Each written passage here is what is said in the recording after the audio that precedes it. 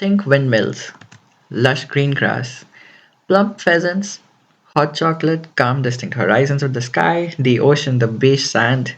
Imagine walking into that picture. That is Zaanse. It is a small village near Amsterdam that seems preserved in the old Dutch era of clogs, mills, and cheesecraft, which iconify Netherlands. Since it is located near the Zaan River, we saw green shrubs and ducks all along the bus ride towards it.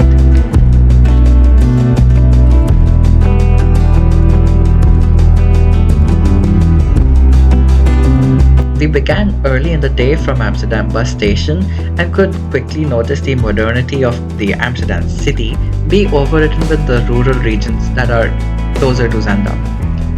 Reaching the village itself is fairly efficient, like all Dutch events. But even more so, as we enter the grounds of this touristic village, I think it is meant to be a symbol for the historic impact as we see the small farmlands with the goats, chicken, cows all flocked around the dark green cottages of Zanshans. I was especially enraptured with the animals roaming freely all around us, including the ducks and pheasants. In a way, this place reminds me of Bruges from Belgium, since the village is almost frozen in time, with the sole intention to appreciate the progress that is made by society since centuries.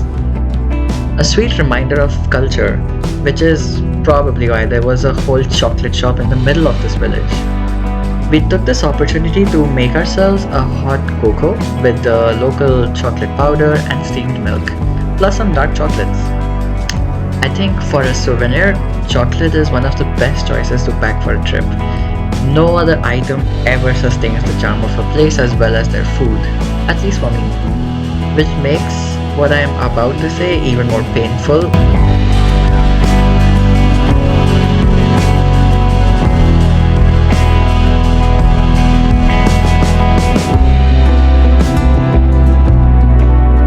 But yes, this hot chocolate tasted like water. And before you come for me, I put extra sugar and cocoa afterwards, but some things are just not meant to be, I guess.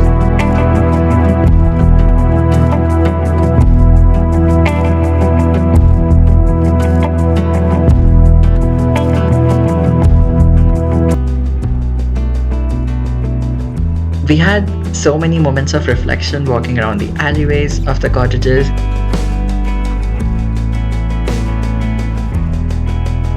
Even the textile craftworks, the gemstones, ceramic pieces, all handmade and painted.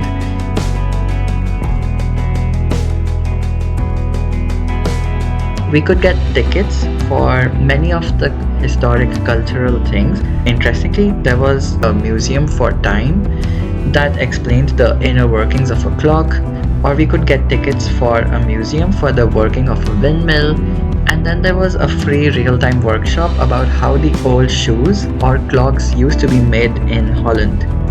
Naturally, we went to the last option directly.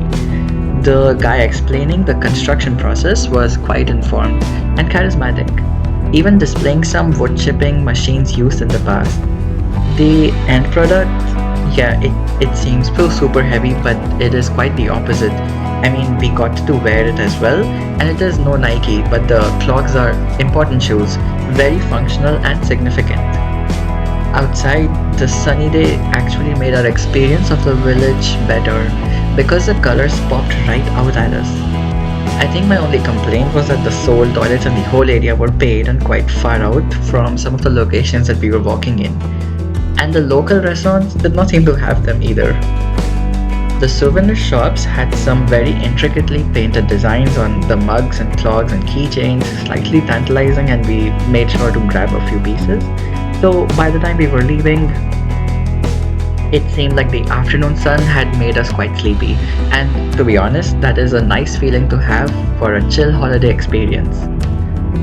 Our next target was the NDSM art exhibit, so we hopped on to a ferry boat. That is free of cost as well, and I appreciate the efforts of the city because as a tourist, this really guides my travel plans nicely around some specific places.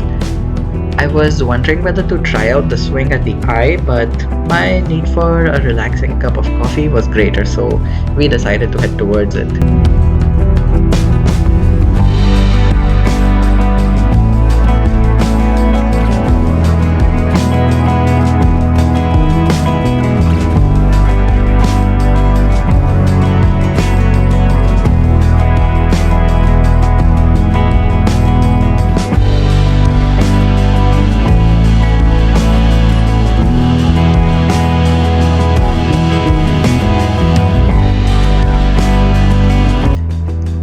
Sitting on the couch with the evening warmth fading, I think I had already made up my mind that this day was a success. So, to this trip, I give a 9.5 out of 10.